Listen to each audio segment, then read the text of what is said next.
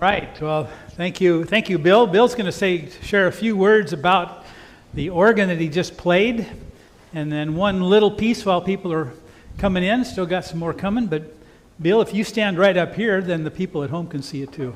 Got to use the mic.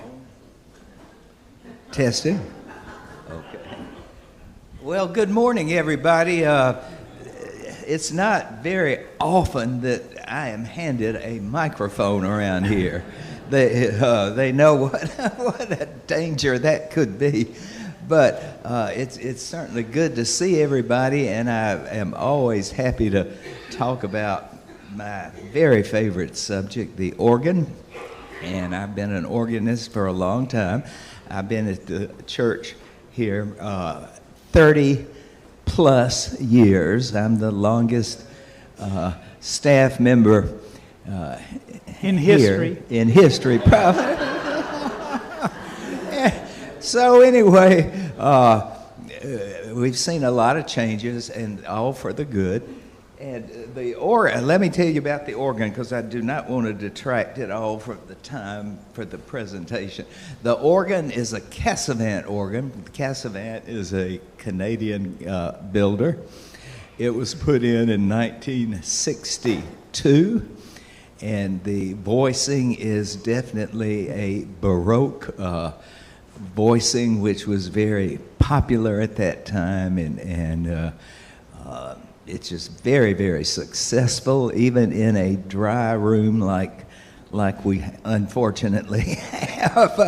It overcomes the carpet quite well.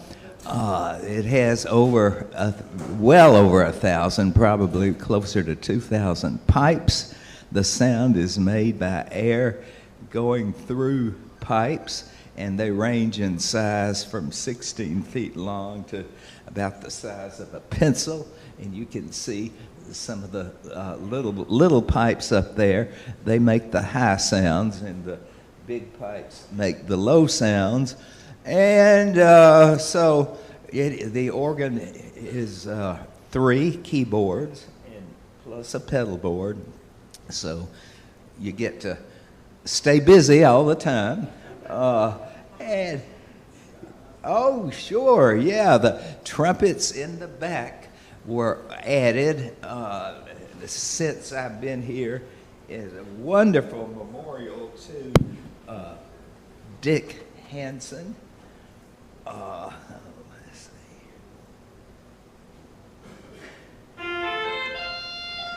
You get to hear them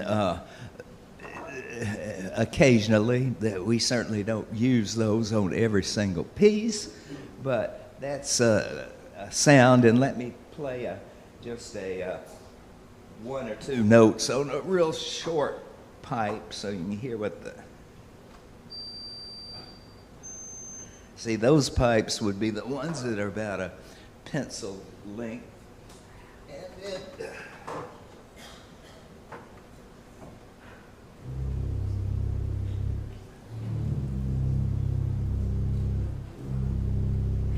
Those are those notes were played on the some of the lowest sounds. So then you have everything in between, and of course you use different combinations for different pieces, and so forth and so on. But in the interest of time, let me just play you a short segment of one more piece, so I don't use too much time here.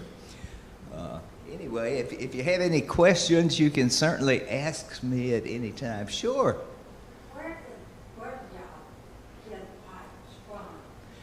Where did we get them from? They came from Canada.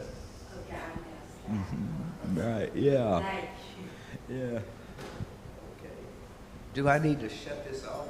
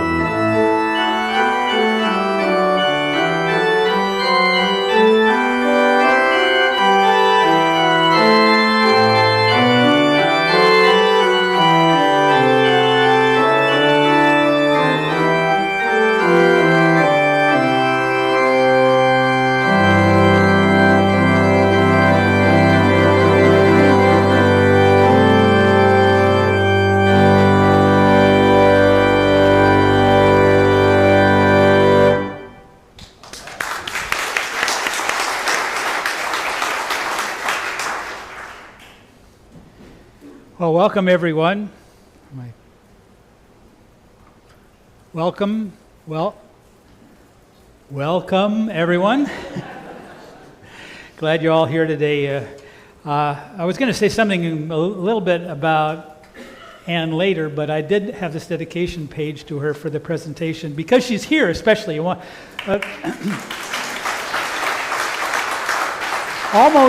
everything I know about St. Paul's is because of Ann. I've learned some since Ann, and there have been a couple of things I've shared with Ann that I discovered that were new to her too. But anyway, she was the author of this wonderful book that was produced in 2008 at our 150th anniversary, and we actually have some copies available. Still, we found them in a deep dive into a closet, so if you would like to purchase a copy for a mere $20 afterwards, if you're interested and want to learn more, that'll be available. But like I said, I'm so glad that Ann is with us today, because I owe all this to you, Ann, and I owe the rest to the history. When you first walked through the doors at St. Paul's, I wonder what were the things you noticed, or what were the things you first noticed? I wonder, maybe the windows, maybe it was the woodwork, pipes over the organ, particularly if the organist was playing when you walked in. How about the old-fashioned altar up against the wall with all that exquisite carving? Or maybe you noticed from churches you've been at before the tiny narthex we have walking in. I remember one visitor told me the first thing he noticed when he came into St. Paul's was the smell.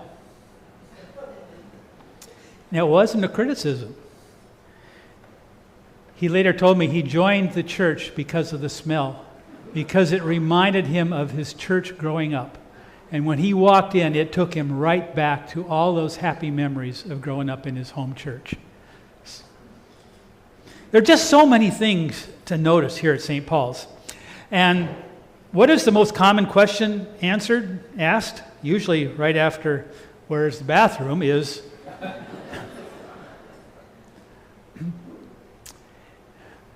when was the church founded? Well, we're going to take a further look at that. When I first joined St. Paul's as a pastor in 1997, my first tour of the entire church included seeing, hanging in our archive room, an old, large map of northern Germany. Few of you who have been around a long time remember the map that was up there. The map not only would look just like this, but also it had pins dropped all over, and with a string, and then the name of the family who came from that particular part of Hanover, Germany. And that was some of those same names you notice or can see on the windows around here or over in Oakdale Cemetery. So because of that, I couldn't help but think about how New Hanover County, I kept thinking, well, that must be, where New Hanover County comes from. I mean, I knew that St. Paul's had German origins. Here was the map, and now for many years I thought Hanover County came from Hanover, Germany.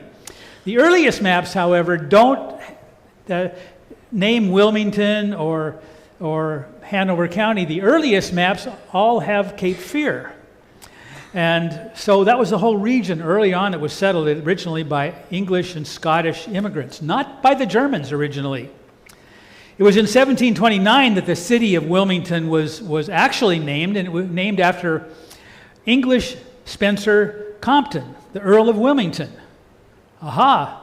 And he soon became prime minister around that time, which made sense then. It was an English colony before that. There were English names. But still, the question was, so if it was the English and the Scots who had first settled here, where did the name New Hanover come from?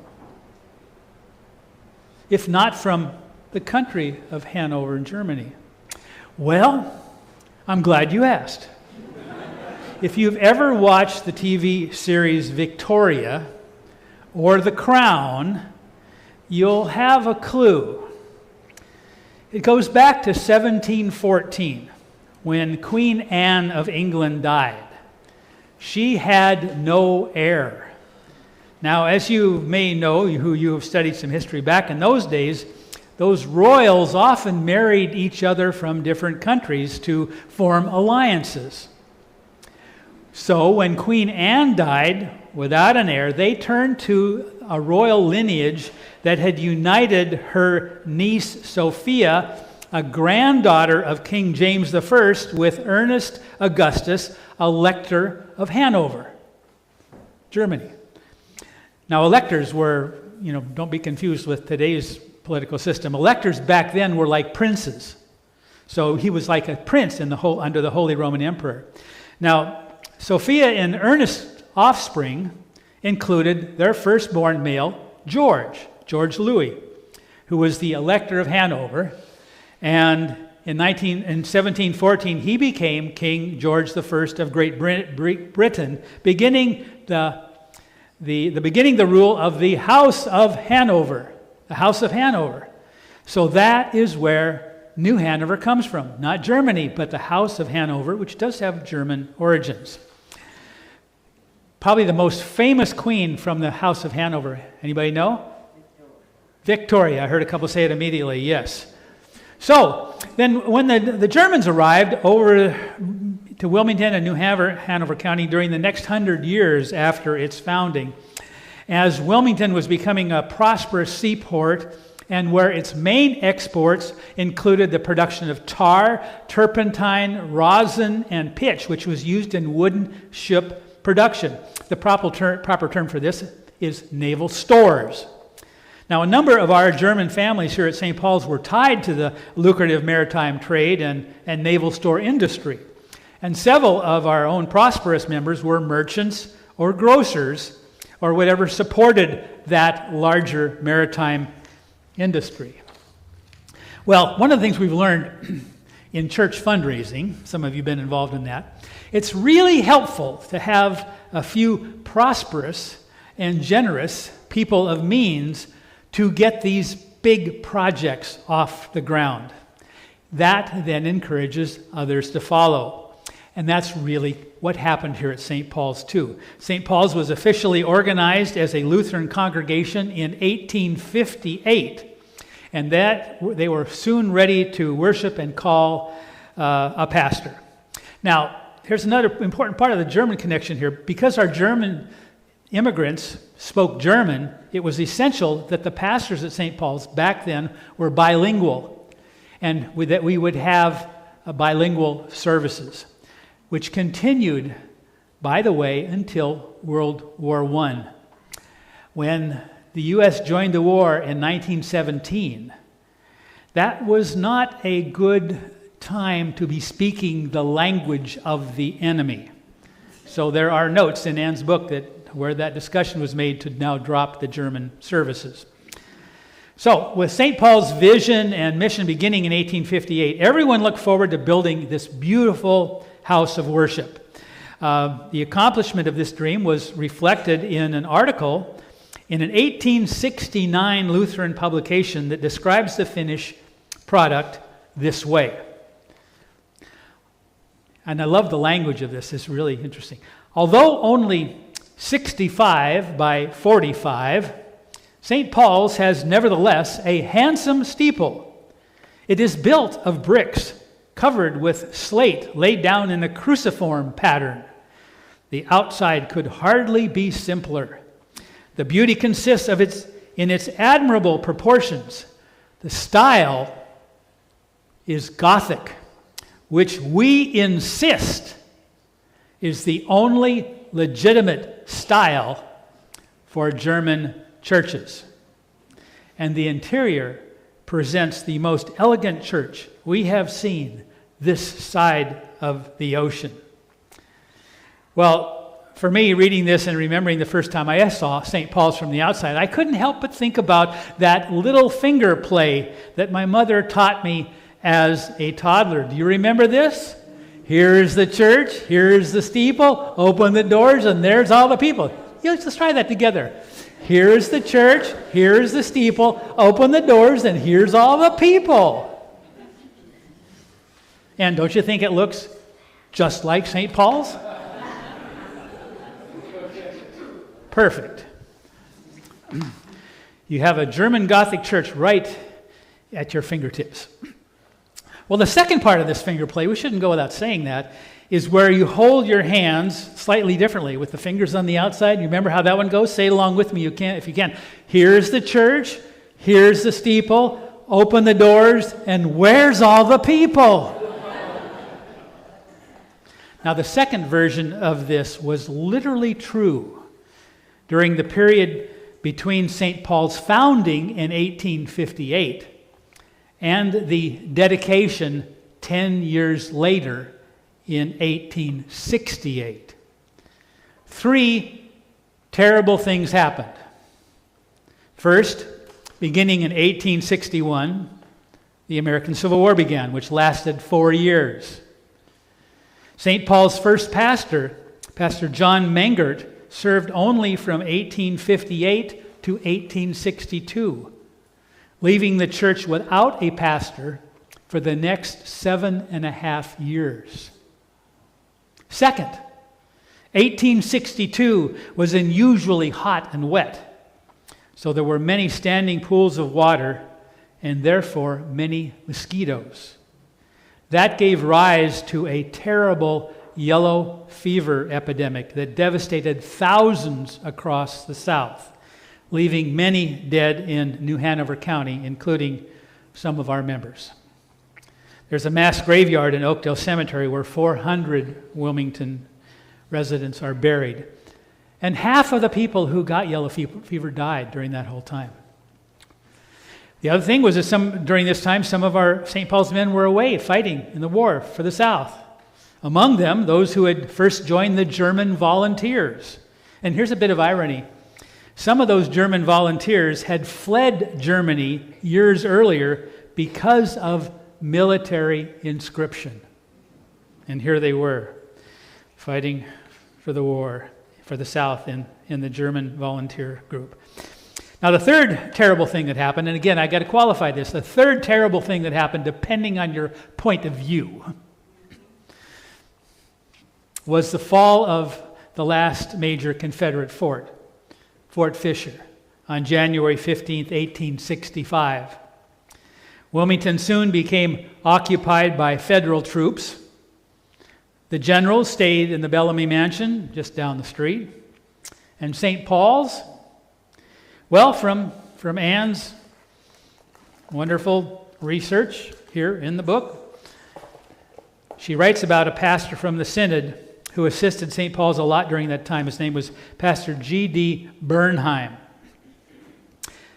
Anne writes, Pastor Bernheim was a witness to the damage these troops inflicted on the church. He describes it with these words: the unfinished Lutheran church edifice was soon occupied by northern troops, who despoiled it of all that could be taken from and around it, serviceable to light their campfires. The fencing, the joists in the church, the pews in the lecture room and its reading desk were thus destroyed.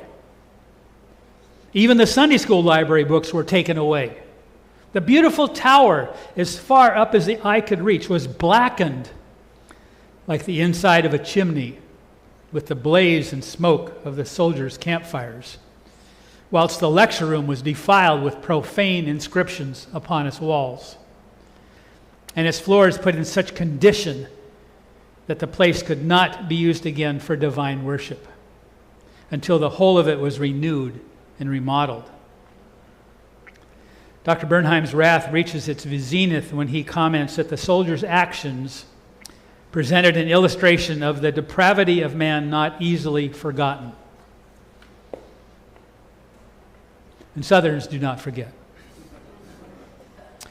So, given this context and this history, then, and needed to say that, it's even more amazing to me how this congregation's post-war determination generated such a beautiful worship space. Everything was rebuilt and restored within just a few years. And Pastor Bernheim passionately appealed to German Lutherans up north, and they gave generously, something they could do. And it's not unlike gifts that we receive from time to time following hurricanes from churches elsewhere helping us out. So at last then, the church was dedicated in 1868. At that time, the interior was smaller than it is today. This happens to be a photo from 1896, the earliest interior photo shot we have. But it would be right, this whole area from here back was the addition. But what you're seeing in the photo is where the wall was in front of me there. The steeple and the narthex, that area here, and the nave was essentially the same. And the original back wall where I'm standing was torn down.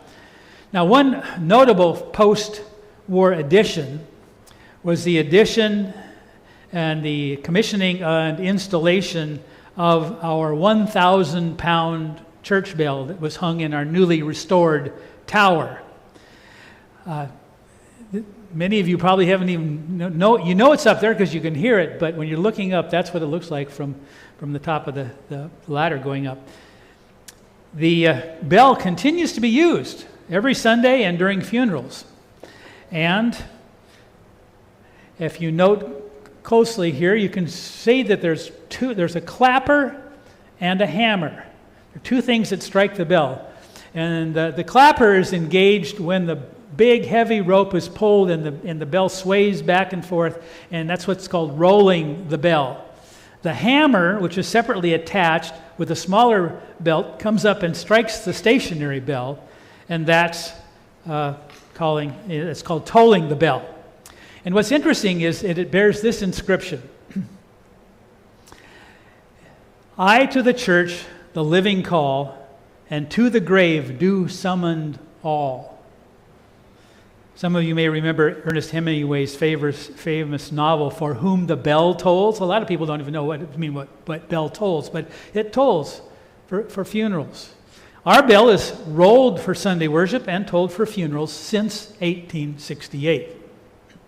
Now, another little interesting side comment, it's hard to determine who first inscribed bells with these words or words very similar to this, but among the most notable was Revolutionary War patriot Paul Revere, who crafted and inscribed bells like this at his Boston foundry in the early 1800s.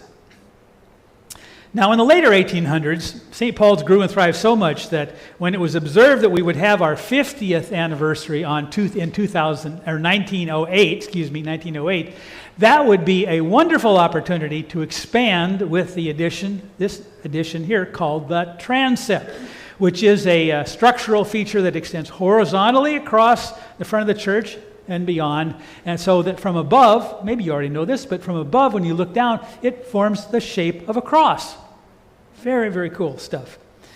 And that's what you can see reflected. And this is the earliest interior shot we have. This is actually from Easter 1917, so the war had not ended yet.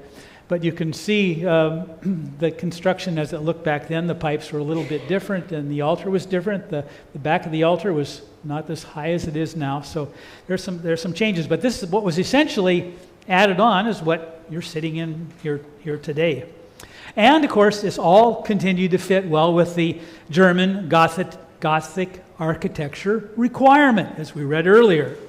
Although it has to be noted that all of this is really not German Gothic or Gothic. It's technically Gothic revival or Gothic inspired, because years had passed since the last time we had a complete traditional Gothic cathedral structure. You know, the ones some of you have been in Europe where they have these great big brick stone arches. They're huge, and they pretty much hit their peak 400 years earlier. And because it took so many years to complete, you didn't see very many of them. The famous cathedral in Cologne, Germany, classic Gothic architecture, took 600 years to complete.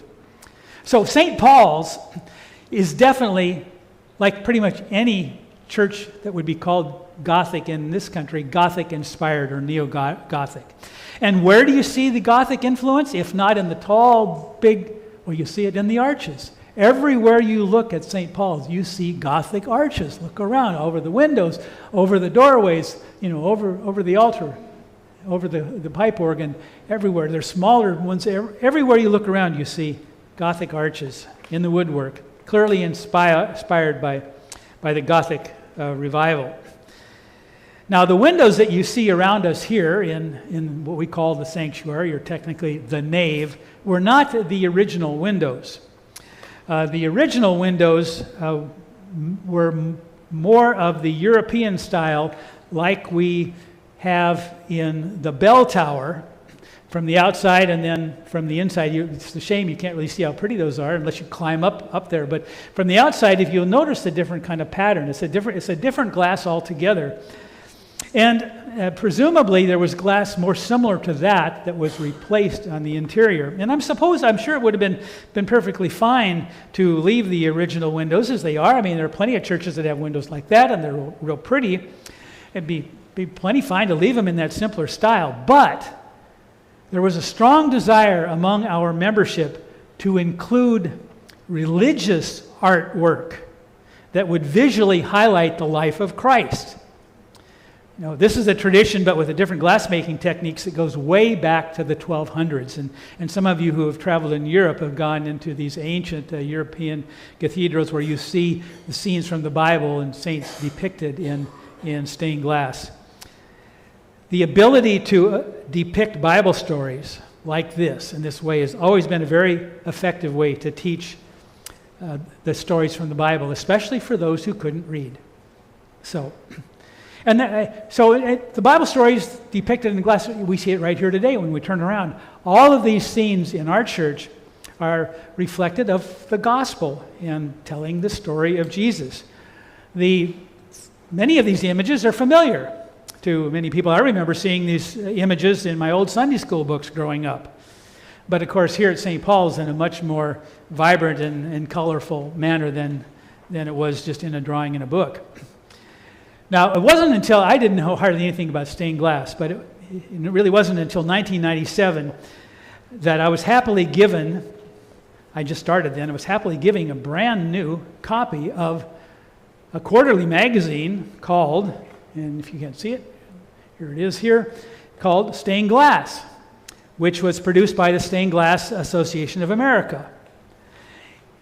It featured an article about our own stained glass by artist Frank Ellsworth Weeder and written by Frank's grandnephew Gilbert Weeder and our own Ann Hudeman. So that was the first time I became acquainted with Ann's work, and I read it there. So Weeder was among those artists in the late 19th and early 20th century who worked with what's called American opalescent glass. I'm going to say more about Weeder in our windows in a moment, but we need to know kind of how that glass kind of came to be. And I'll say more about Weeder in a minute, but we go back to the Civil War. Following the Civil War, America was moving into what is called the Gilded Age. Maybe some of you have watched Julian Fellowes' The Gilded Age series on HBO. He's the same creator of the hugely popular Downton Abbey. Although Downton Abbey was set in England in the early 1900s, the Gilded Age series depicts America an earlier time from the 1870s into the 1900s. Well, this was a really important time for rapid industrialization, a lot of economic growth, and some significant social change. There also happened to be, because of all that wealth, plenty of wealthy patrons of the arts as well. And so that is what gave rise to a flourishing new influence or new kind of art called Art Nouveau. Along with neo-Gothic revival reflected in the Gilded Age mansion there, we're seeing the emergence of Art Nouveau. Art Nouveau really means like new art, but it depicts a lot of natural forms and organic shapes. So when you see Art Nouveau, you see lots of flowers, motifs of flowers, plants, vines, flowing curves, and beautifully drawn people with lots of detail. Now, American opalescent glass was very much influenced by this movement and perfectly well suited for Art Nouveau. And you can see it as you look around in all of our own windows, you see the motifs of up here the vines and the flowers, and especially the well-drawn, beautifully drawn faces and the colors, the iridescent quality we have in our windows, like opal gemstones. That's where opalescence comes from. The colors that shift and change depending on the angle of light. And they also enable a great amount of detail to put into them. When you walk around and look closely at these windows, look at the eyes and the faces, even the feet and the toenails. Most people walk around, they don't even look at the toenails. The toenails are exquisitely drawn here. And what's amazing about this is we're talking about windows now that every one of them is over 100 years old, exposed to direct sunlight for over 100 years. What other kind of art can retain this kind of beauty? Well, the two who pioneered this particular process, American opalescent glass, were John Lafarge and the much more famous Louis Comfort Tiffany. Many people have heard of Tiffany windows or Tiffany lamps or Tiffany stores. Now, others followed in their footsteps, including our own Frank Ellsworth Weeder. He started in 1900. And so it's really fair to say that while our windows are not Tiffany windows, they are very much like Tiffany windows because they're all in that opalescent glass tradition. Now, if the windows simply illustrated flowers or patterns or pretty glass, we would have windows that would be nice to look at. You can look at windows done by Tiffany that are like that, but they wouldn't express the gospel, would they? You got to have the content there, and that's where this glass really shines. So where did these original drawings or patterns come from? Well, let's take a look at our first and second windows that were dedicated in 1908. One is over the altar here. You all can see that, or you can see it on the screen. It's actually about the same size. Anyway, that is the first one, dedicated in 1908. And the other one will be the one that we'll talk about in a minute that's in the baptistry over there, where we used to have baptisms before we realized that it was much better to put baptism center in our ministry here, not as something off to the side. So that's really where it belongs. But the first window here is Christ in Gethsemane, and it was painted by a 19th century German artist named Heinrich Hoffmann, who ended up doing a lot of these windows even here at St. Paul's, or these drawings that inspired these windows. This is the Christ in Gethsemane. You can see the portrait on the on the left is closer to the original painting, and if you've been around in almost any Christian church, I'm sure you've seen that image or a copy of that image from the original painting many, many times. The original was actually painted in 1890. And it became so immediately popular that it was copied and exhibited many places, including galleries in America, also churches, and in homes. I mean, it was copied everywhere. Now, also by our stained glass makers. Now, when I say widely copied, I really mean that. And the question here is, well, how could they get away with it? How could they get away with just copying this artist's work all over the place? Because there were no copyrights. There were no licensing agreements. If this hadn't happened during that time period, if it happened now, we just wouldn't have it everywhere like we had. So, an equally popular, or maybe I would say even more popular, original painting that was transformed into glass and other drawings was Jesus the Good Shepherd. And that was first not painted by Hoffmann, but by a German artist named Bernard Plockhurst, and he painted the original one in 1886. And I'm going to guess, and you tell me if you think I'm right later, I think that might be the most widely copied religious picture or image that I can think of. I can't think of one, even Gethsemane, that surpasses where you've seen that in cards and paintings and posters and windows, and it's really amazing. And there were some interesting copies I discovered along the way. The one on the left looks pretty much like our window, but the one on the right, have you ever seen the Good Shepherd with short hair? That's not photoshopped. I didn't do that. Now you can do that. But that was, somebody copied it that way, and I wonder why. When we compare our first two windows to the rest of the windows, we can see that Weider was a little bit more uniform with his color palette. And these windows from after the first two in 1908, the rest were put in between 1908 and 1921. One of our members, Margaret Bank, who's now deceased, actually remembered the very last one that was put in when she was 3 years old. And that was given by her family, the Geishans.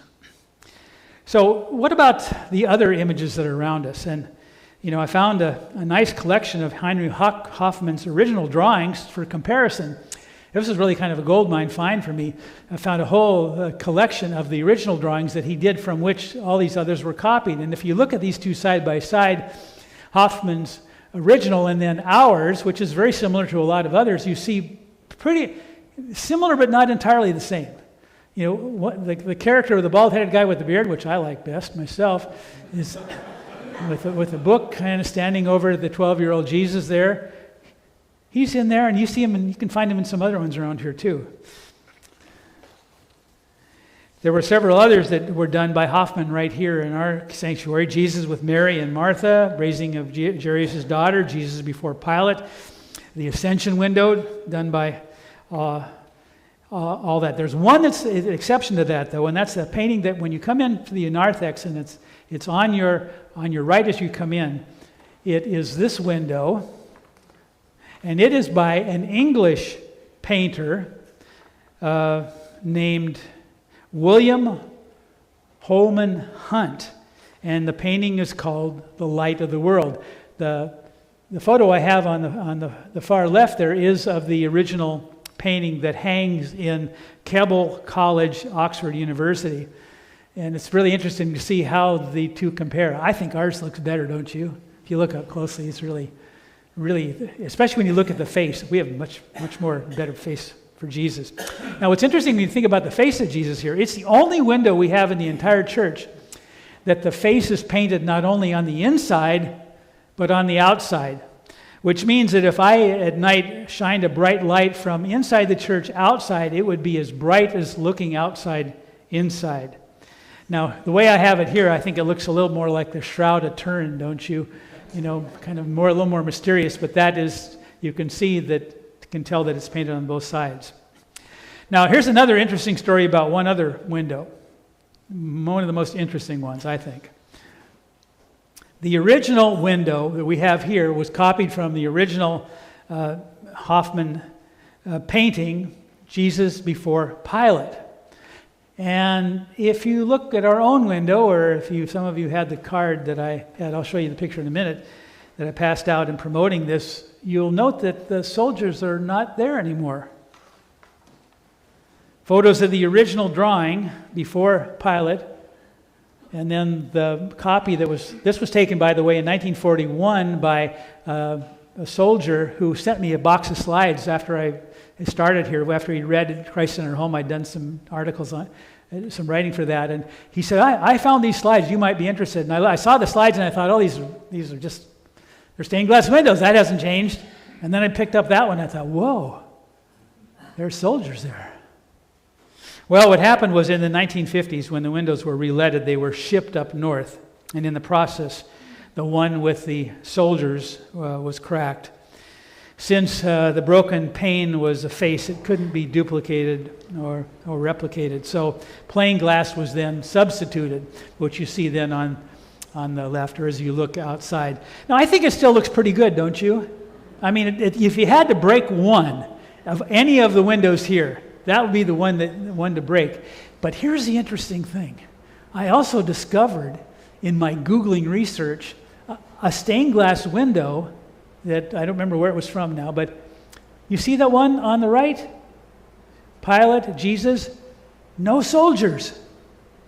So that one was pretty obviously left out for intentional reasons. Maybe they thought it made the image a little bit stronger. Who knows? I think these are just interesting. Now, one of the most amusing stories that I've heard about that particular window is the one I learned from Catherine Furr, another one of our now deceased members, who told me that as a child growing up at St. Paul's, she believed that Pilate was her stern and fearsome Aunt Sophie.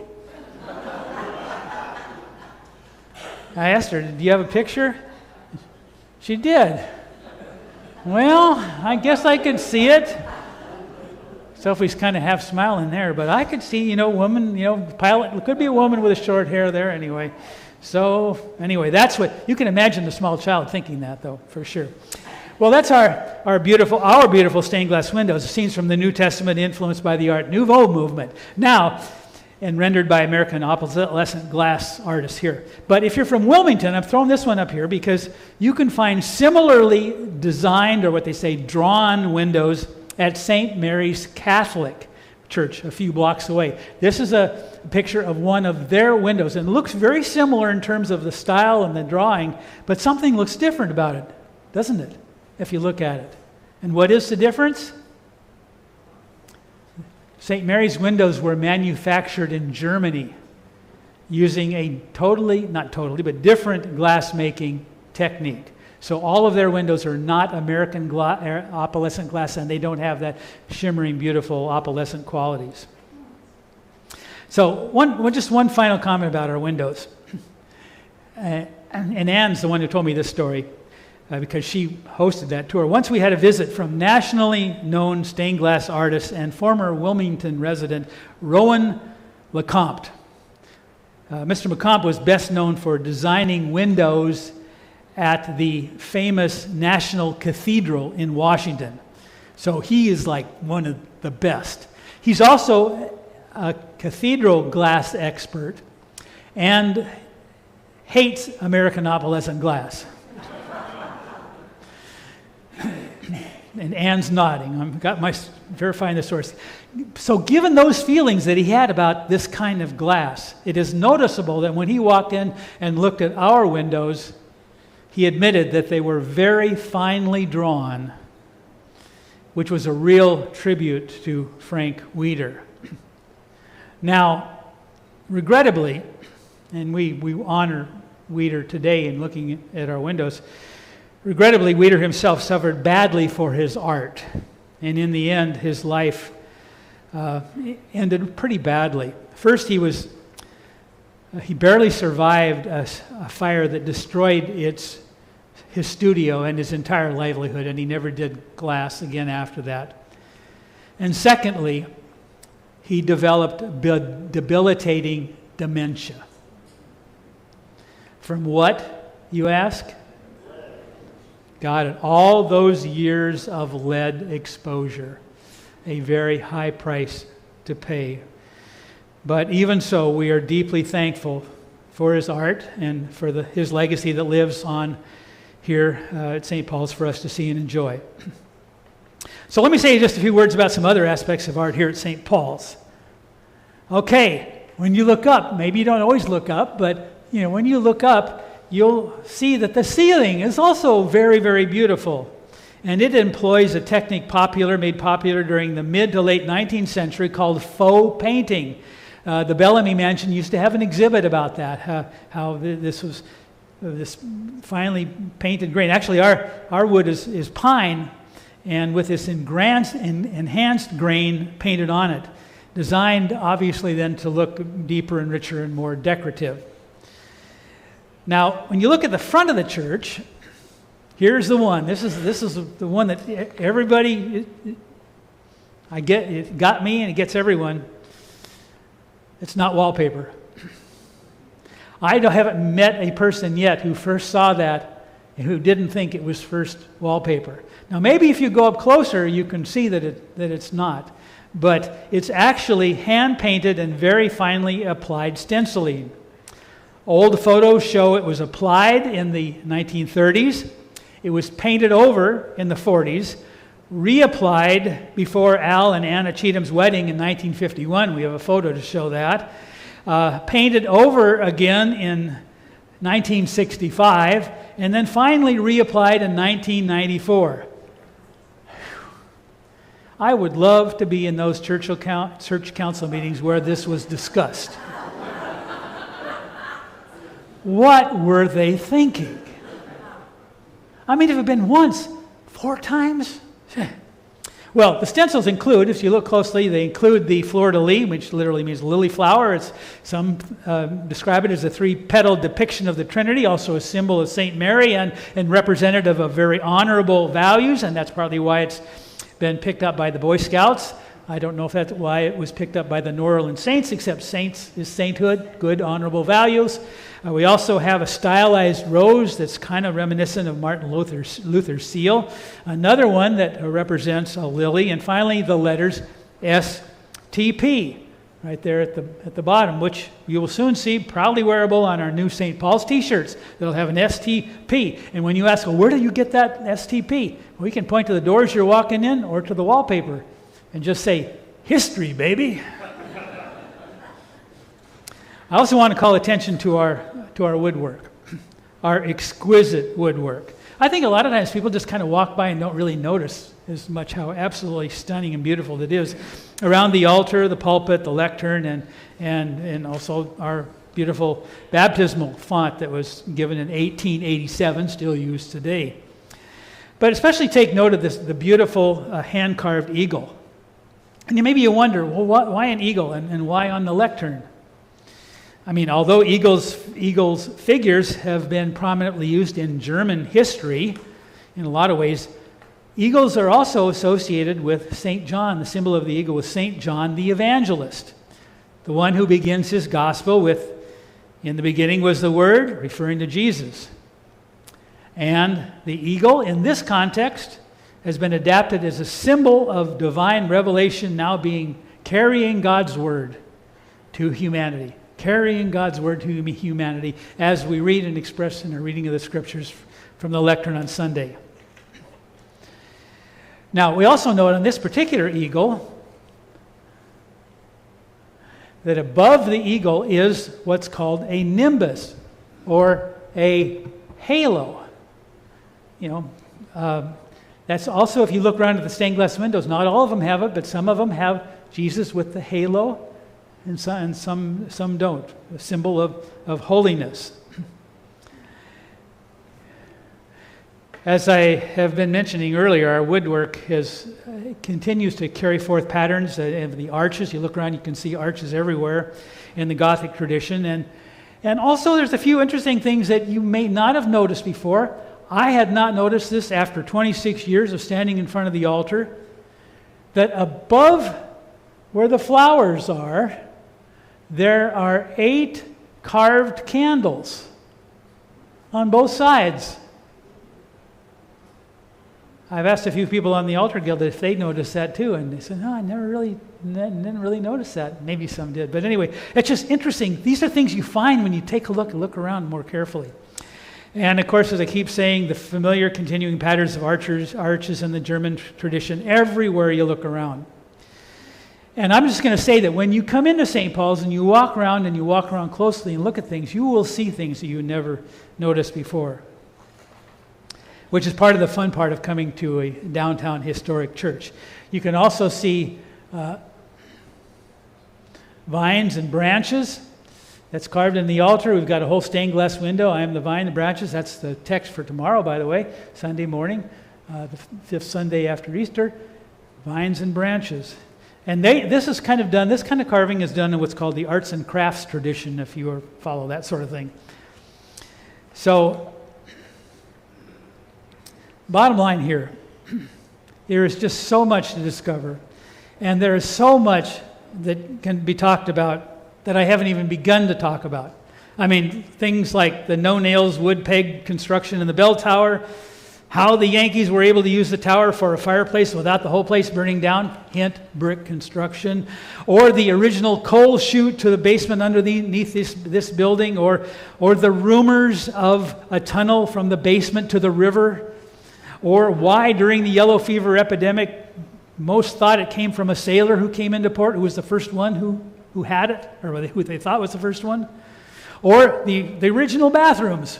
Where were they? Where were the outhouses? Were they brick or wood or where? When they asked where the bathrooms are.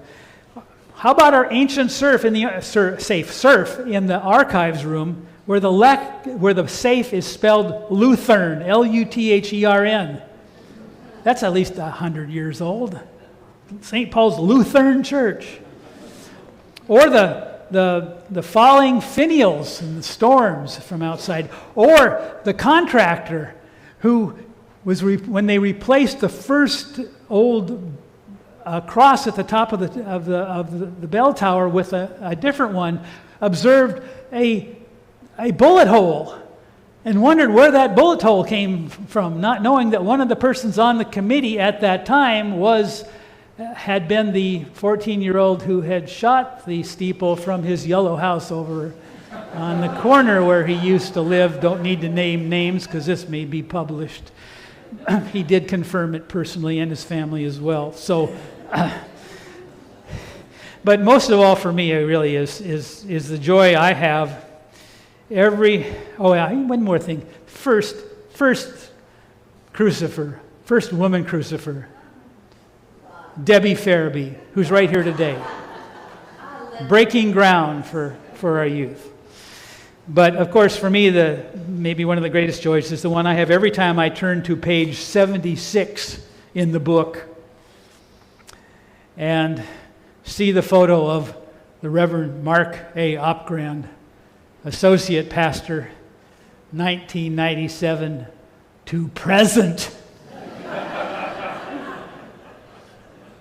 Still says present.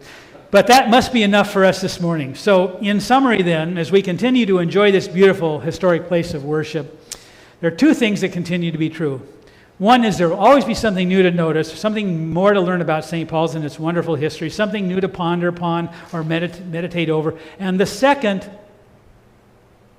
as beautiful and interesting as all this is, from generation to generation, for over 165 years, the heart of St. Paul's will always be centered in God's Word, God who calls us to be God's people through the gospel, to worship and witness, to value our history and our tradition, to celebrate our baptism into Christ, and to welcome all people.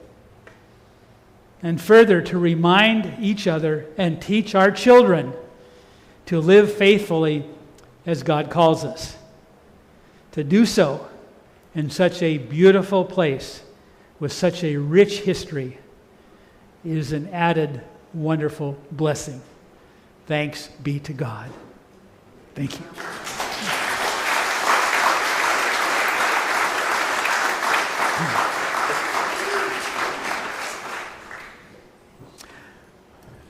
Okay, if any of you are interested in a book, Pastor Jonathan found the books, and you would be happy to have one. And Ann's here, we can get you an autograph from too, can't we? Signed copies.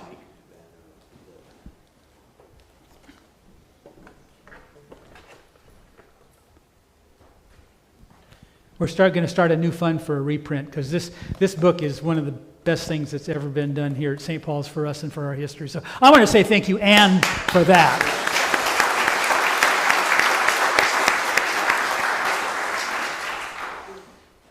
Before we say goodbye, I want to say thank you to Pastor Mark for putting this together. So I think he deserves a big hand.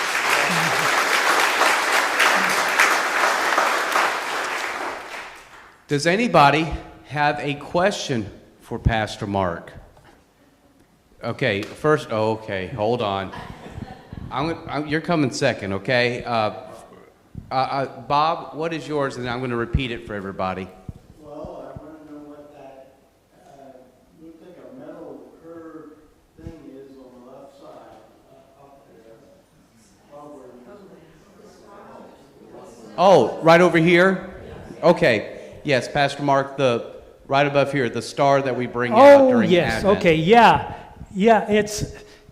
We were given a gift some years ago of an Advent ring, kind of, where it's now become an Advent wreath, but it actually is a ring, a metal ring, and it was hung from a rebar bar type that over that section. Well, when it got put away one year, we lost the rebar. And so Gary Lenz, one of our members, who Oh, he's going to pull it out. We asked it because he does metal work, if he could do something for us.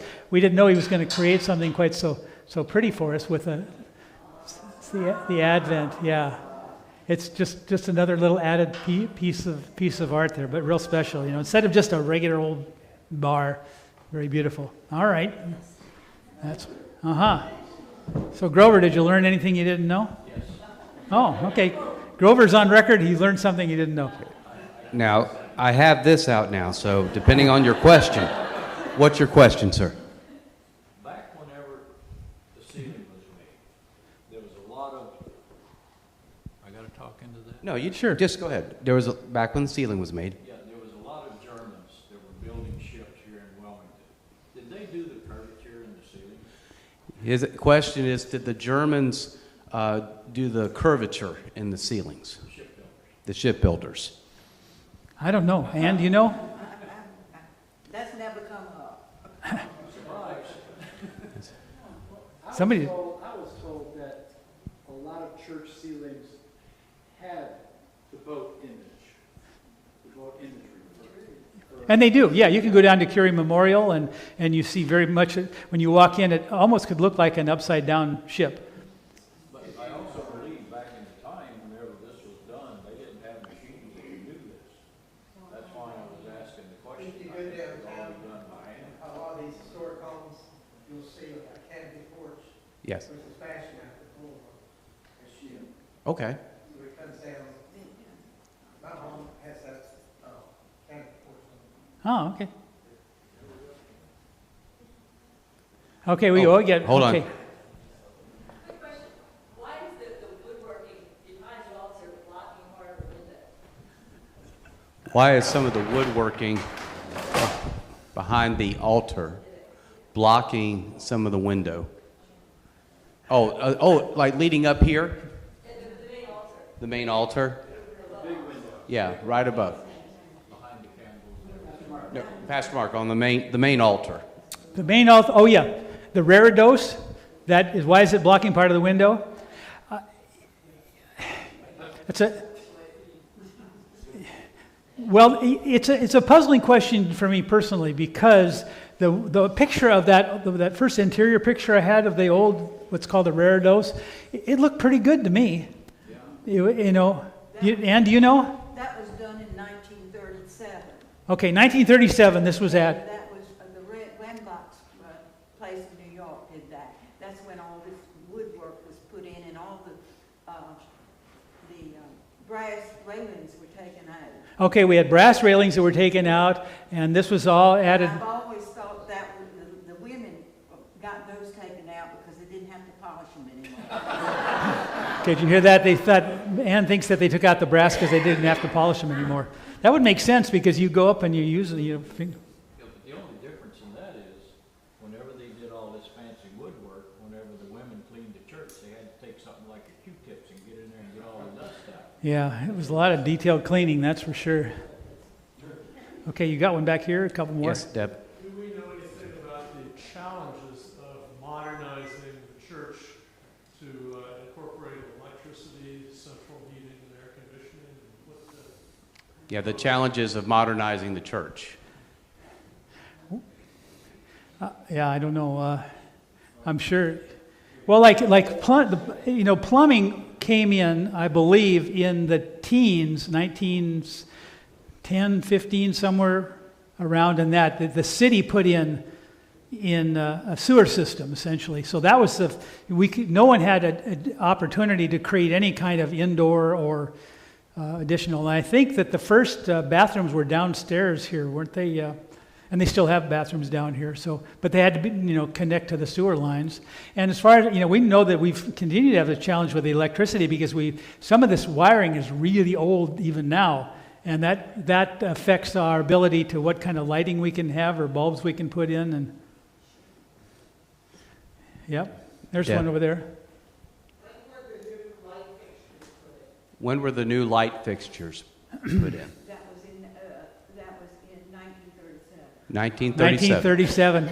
God bless you, Ann. See, now you understand why I've learned everything from Ann.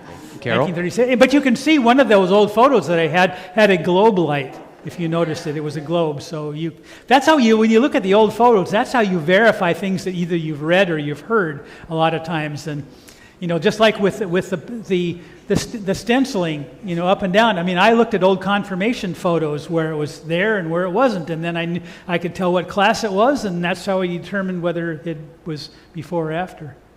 Carol? Can you give her the mic so I can hear? Were horses stabled in the church during the Civil War? I thought I had heard that at some point. Were horses stabled? Yeah, that's been said. I can't verify that absolutely. I mean, we know that the troops were around here. We know for a fact that, because of what Bernheim said, that they used the tower as a chimney for the fires. If they had horses inside, it would, they probably outside maybe, but the troops, I can imagine troops staying in here, putting a nice warm fire up and getting warm. That's what I was always told. If they strip everything out of the church. Hold on, Pastor Mark, Stan has a very good scientific explanation. The deal was made that I'll give you all the credit for this. burn the church down if they could stable the horses inside. So that's the story. Did y'all hear that? No. Here, that's worth it. And Stan said that might have been the smell that they had with the yeah, horses. Yeah. Okay, say that again. That's pretty good, Bo. Okay, the story I heard was that a deal was made between the Union troops and the present church members that the Union troops would not burn the church if they allowed them to put horses in here. That's a possibility. Now, there's a story, and you kind of process that story, and either you can repeat that story, and a lot of stories do get repeated, or you can also, try to think that through, and that is what would motivate them to, this is wintertime of 1865. Why, if you had a place that could shelter where you could sleep without getting rained on, why would you burn it down? It would make more sense that you would burn all the wood to keep warm inside. It's a possibility, but if just intuitively, there would be the question, unless it was malice, it could be that. But I would think as a place of shelter, and they're near the generals. The generals probably wouldn't. None of them probably want to sleep outside. Make much more sense to me anyway. But again, this is how history works. You hear stories, you try to verify, and they may or they may not. What's plausible? Just like with Paul here, Paul Bowerman, who went up and took the beautiful photo of the inscription on the bell, and went up with me the other day to take those other photos. I was asking him if he could see evidence of soot up there from the burning. When you look up there, you clearly know that it's plausible that they used that as a fireplace because it's all brick. Right? I mean, it's just like a brick fireplace. So my question before that was, well, why didn't the church burn down? Well, it's... And as far as soot goes, I came down pretty dirty. Yeah. Let's do one more question, Dick. How do you ring the bell? How do you ring the bell? Mike Berg, you're up there, aren't you? Everybody turn around. There's Mike Berg. Maybe we get... Stand up. There's a rope, a skinny rope. Skinny rope, toll the bell. And you just pull it down. And now the other one is the tricky one, and it's so heavy you got to get it going, and you got to a certain way you got to do it, or else it'll. Right. Yeah. The Mason brothers are the experts at this. They've been doing it since they were like 8th graders. Keep going, Mike. The church is like over 150 years old. Just keep going. I also want to give thanks to Pam, who came and helped out as well, running the PowerPoint. Want to make sure. And in helping me with putting all that together, too. So, yeah.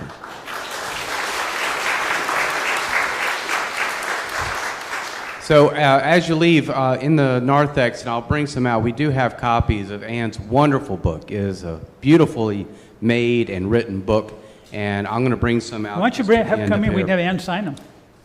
Oh, right. Sign for you right yes. there. And contribution, we were thinking like $20 a book, and if you want to give more, I'm going to let Ann tell us how much you should give, because I think she deserves to Well, to let us the know. issue here is that these are so good, we need to get them reprinted at some time in Right. the future. So it's Right. getting a fund for a reprint. Yes, exactly. So I'll bring those out to you, and they are worth every, not penny, dollar. Thank you. Okay, thank you again all for coming.